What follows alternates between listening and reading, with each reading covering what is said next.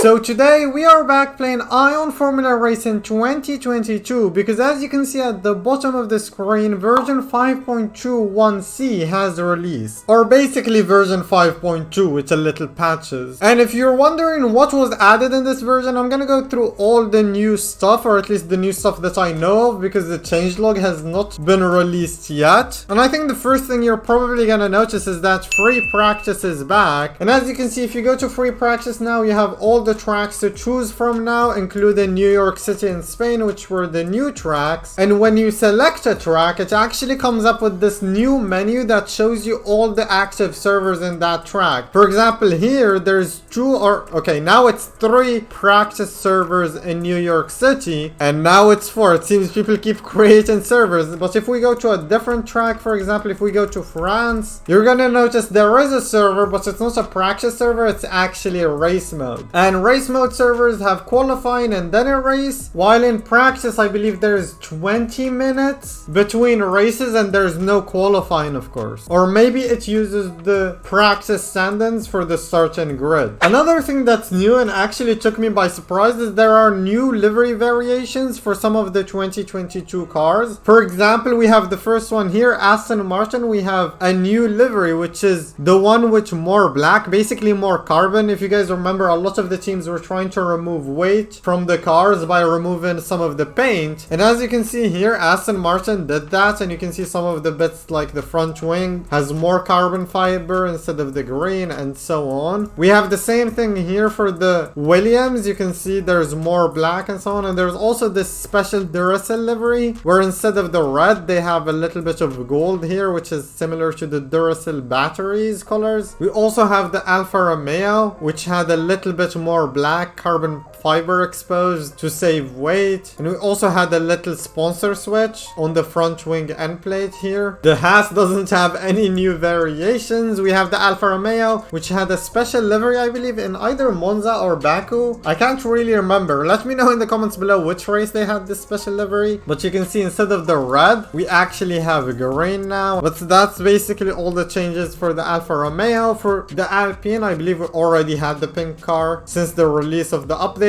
Although for the McLaren, we have this normal livery, but we also have this special livery that I believe they ran in Singapore or in UAE. I believe it was in Singapore or one of the Asian countries. It could be Japan as well. And you can see this is basically the main McLaren livery now, and you can go into this one. This was the first one they showed in Barcelona test, and it doesn't have the Google Chrome rims and the Google Chrome logo on this side here. I really like this special livery though. It looks very nice and well made. But we also have this V3 livery. I believe the V3 was added with 5.0, but this is the McLaren Shadow livery that they've made for their esports team, and it's actually in the game here, and it must be one of my favorite liveries in the game at the moment. I really like how it looks, especially the onboard. Next up, we have a couple of new Mercedes liveries. We have this special livery. This was already added in 5.0 or before it, and now we have this weird livery that I don't even know. Basically all the rims are white, but they have like, this one has yellow text, this one has blue text. I really don't know what this livery is.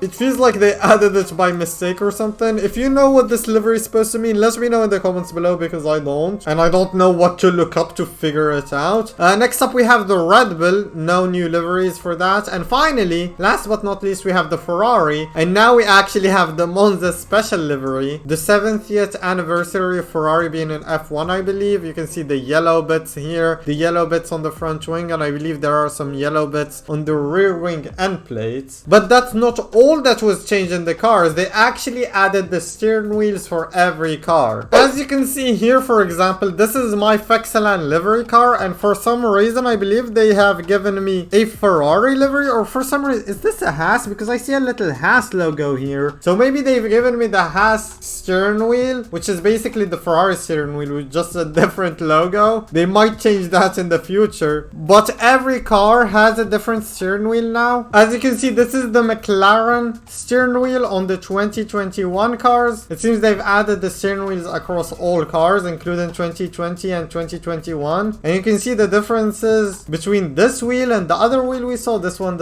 only has like 3 little things you can play with at the bottom instead of about 6, I think. But I will leave it to you guys to explore explore all the different steering wheels in the game at the moment. If you have a Ferrari or a Mercedes or a Red Bull, go in the game right now and check your new steering wheels. I think they look cool, and it definitely makes the first person experience a little bit better. And I don't know if you noticed, but we are currently in my VIP server. If you actually go to the session settings here, you're gonna notice a new button at the bottom here called server settings, and if you click on it, there's a whole lot of different stuff that you can customize. For example, you can switch from private server to public server. For example, my server was public there, that's why it was red, but now it's actually a private, so no random people can join it unless if I send them this code at the bottom right here. I guess everyone is going to be able to join my server once I upload this vid. But you can see I can change the fuel consumption, I can change the damage, I can change the cut strictness, I can even turn it off if I wanted to. I can change the session length. This basically means how many minutes of practice or qualifying I'm gonna do. You can change the tire wear, either turn it off or have it low, mid, or normal. You can also do the auto race start. I don't know what this means exactly. I think it's basically how much time between races, and they also misspelled auto,